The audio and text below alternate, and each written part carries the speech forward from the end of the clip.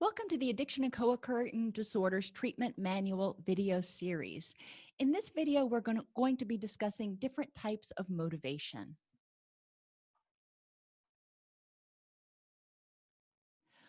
When we talk about motivation, there are all different types. And in this video, we're going to focus on physical, affective or emotional, cognitive, environmental, and relational sources of motivation.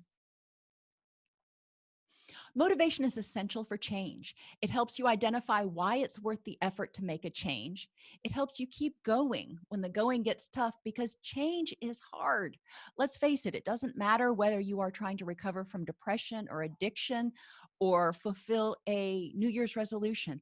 Change is hard. It takes energy, and sometimes it can be really uncomfortable, at least in the short term. Motivation is different for different goals. For example, in substance abuse recovery, we talk about changing people, places, and things. Some people may be all about changing things, changing what they're doing, changing what they have in their environment, but they're not motivated to change the people. They're not motivated to change who they interact with. It's important to recognize your motivation for every single goal, not just for your overarching goal of recovery or happiness. Motivation can decrease over time unless you actively maintain it. It's easy to start out strong with something and then just gradually fall back into old habits as motivation decreases. When things are tough, and even when things are going well, we need to remind ourselves why this behavior, why this new thing, whatever we're doing, is worth the effort. I've seen it in people for 20 years, going to meetings or counseling. They may start out, 90 meetings in 90 days, or going to counseling every week, or for IOP, going for 90 days, multiple hours a day, pretty much every day.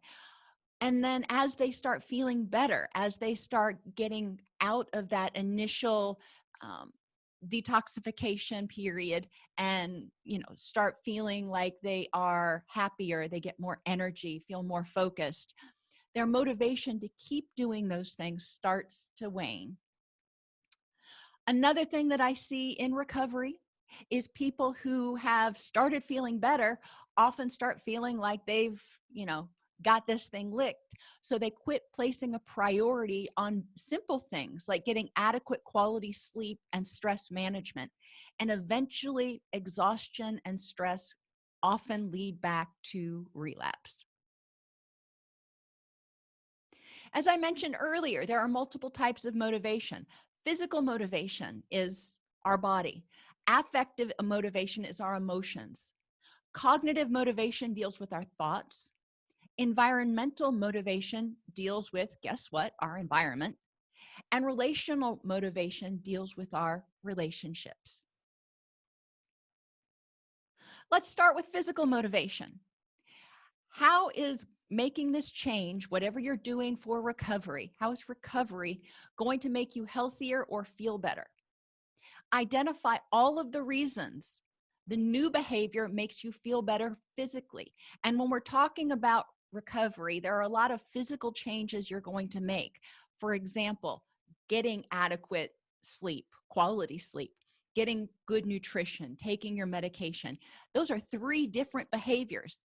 So for each of those behaviors, think, how is this behavior going to help me feel better physically? How is it going to improve my energy, reduce my pain, keep me healthier, help me manage my chronic conditions?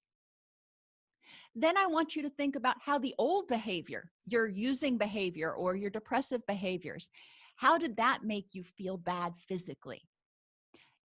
And yes, I said feel bad physically because I want you to focus on all the reasons, increasing your motivation for doing this new behavior.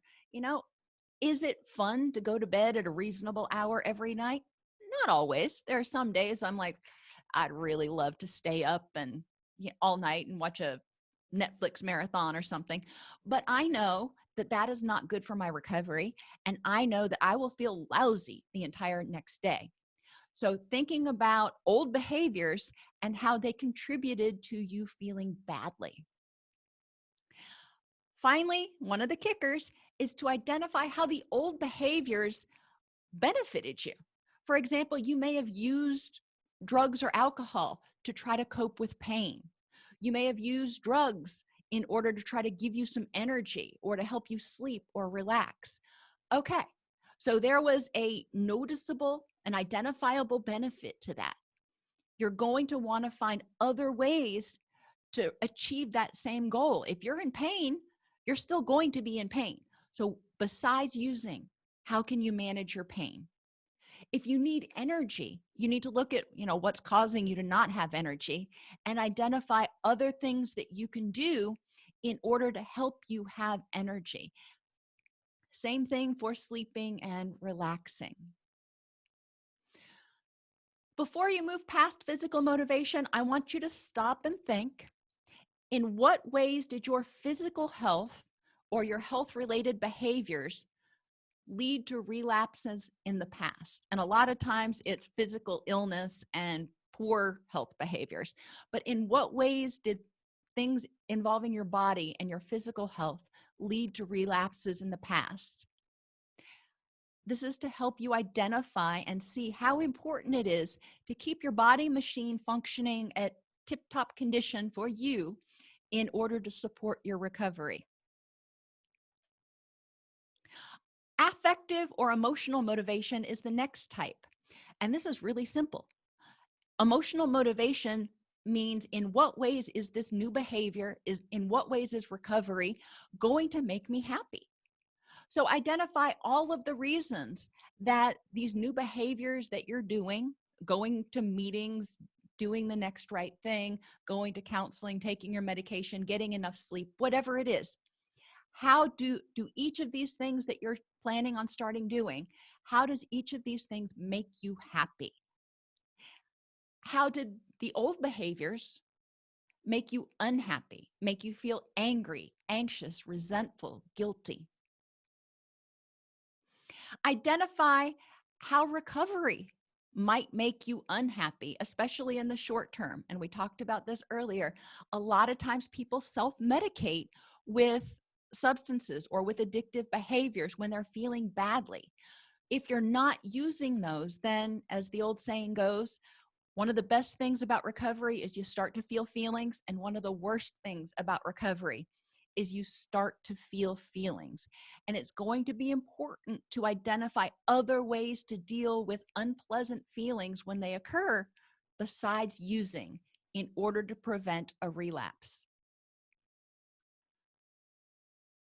Just like on physical motivation, it's important for you to think about ways that your emotions have contributed to past relapses and identify strategies to prevent that from happening again. You can't prevent yourself from feeling anxious, angry, resentful, worried, whatever. Those are normal feelings. When those occur, how are you going to prevent those from leading to a relapse? Write it down in your journal. That way you have it handy. Mental motivation or cognitive motivation refers to how this change you're making is logical. How does it make sense that this is the best thing for you to do for yourself so you can have the life that you want? It uses available information to support your desired behaviors. So you need to find the research, find examples, so you can look at it and go, okay, I can see the purpose for getting good sleep. I can see the purpose for going to support group meetings. I can see the purpose for counseling. I can see the purpose for fill in the blank. Think about all of the reasons every new behavior that you're planning on starting is logical and helpful to helping you achieve recovery and happiness. Think about all of the ways that your old behavior does not logically help you feel happy and achieve recovery. Explore how you rationalize that the old behavior was a good idea and evaluate the validity of those beliefs. So on a piece of paper, write down all the ways that you rationalized the old behavior, and then write a statement underneath them that counters that and explains why that was not a logical statement, why that's a false statement. Explore beliefs regarding how the new behaviors may not work or not work as well, and evaluate the validity of those beliefs so you're prepared. And I've said before, people who are addicted to stimulants, going on a walk in nature or playing with your dog is not going to have the same rush as cocaine. That is, just a fact. However, you know, the things that you can do in recovery may not have as explosive amount of happiness, but you'll have sustained long-term happiness. And look at what that means for you.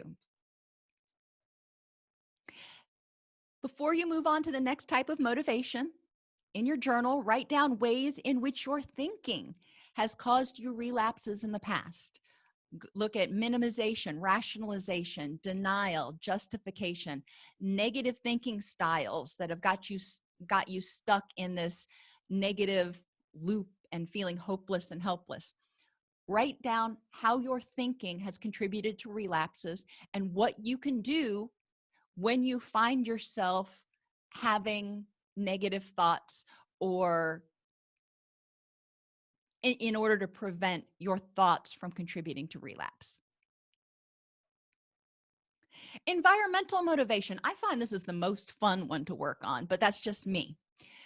Explore ways to change your environment to support your recovery lifestyle. What things do you want to see in your environment that are going to make you motivated to do the next right thing? What things do you want to have in your environment? And this can be colors, pictures, anything. Also, what things do you need to remove from your environment to prevent a relapse? Things that make you sad, things that make you angry, things that trigger you to use. Check your environment for sounds. Sounds that make you happy. Add those to your environment. If it is nature tracks, if it is music, if it is silence, whatever it is, adding sounds to your environment can help you feel positive, can help you feel energized, can help you feel grounded. And finally, smells. Smells are our strongest memory trigger. So add smells in your environment that make you feel calm, that make you feel happy, that remind you of happy times in your past, and eliminate as much as possible any smells that are going to trigger the desire to use or a relapse or relapse-related thoughts. Talk about if you're in a group, or think about if you're by yourself, how will a healthy environment help you feel better physically and emotionally? When you're finished thinking about that, think about ways in which your environment has contributed to your relapses in the past. For example, somebody who's trying to quit smoking, who doesn't get rid of their cigarettes, or maybe they get rid of their cigarettes, but they don't get the smell of nicotine out of their house and out of their clothes. So they're constantly smelling that, and it makes them want to use again. Identify potential triggers in your environment for relapse and figure out how to address those.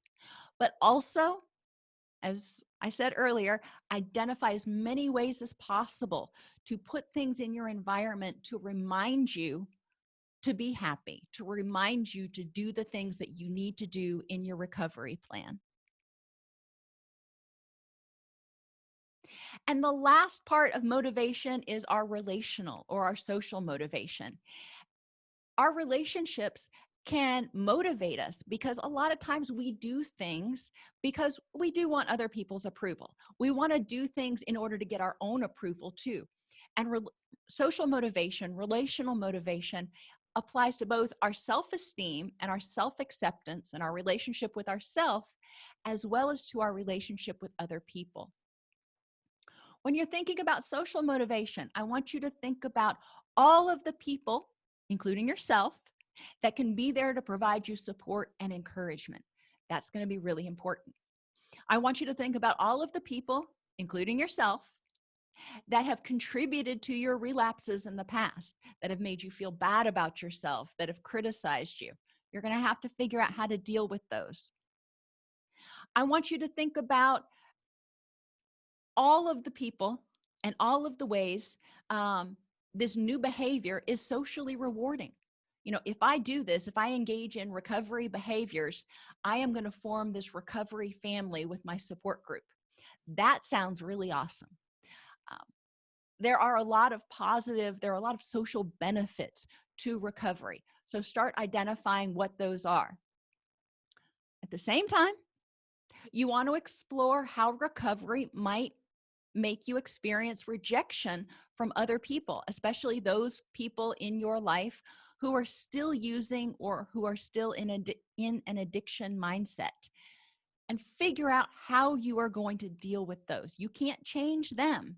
You can only change you. You can only deal and address and control how you react in different situations. And it's important to recognize and plan for how you are going to deal with the detractors. So just to sum up, identify ways that you can be your own best cheerleader. Identify other people in your life who could be excellent supporters for you. Identify all of the ways that doing this, like recovery, is going to improve your relationships. Identify the people in your life that might undermine your recovery and how to deal with them.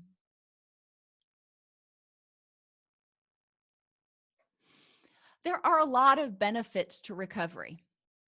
Thinking about them in the PACER format, physically, how will recovery or any behavior that you do, ask yourself, how will this improve my health, my energy, or my pain? And what can I do to ensure that I have the energy to focus on my recovery every single day? Affectively or emotionally, how are these behaviors going to make me happier? And what am I excited about? And what can I do each day to increase my happiness? It's not just about eliminating the unpleasant, it's about adding in the happy. Cognitively or mentally, how will this recovery lifestyle, how will these new behaviors that I'm going to start doing, how will it improve my attitude? How will it change my stinking thinking? How will it help me make better decisions and improve my focus and concentration? And what thoughts can I add that will help me stay motivated, including positive affirmations? Make a list of all these. I'm asking you to think about them, but I also want you to write these things down in your journal so you can review them and keep them at the forefront of your mind so you have tools handy. It's kind of like opening that toolbox and saying, what do I have available to work with what's going on right now? Environmentally, identify the things that you can add to your environment to keep you motivated. That can include people as well. And what can you take from your environment to prevent being triggered? And relationally, think about and write down how recovery is going to improve your relationships and who the people are in your life who are going to encourage you on your recovery journey.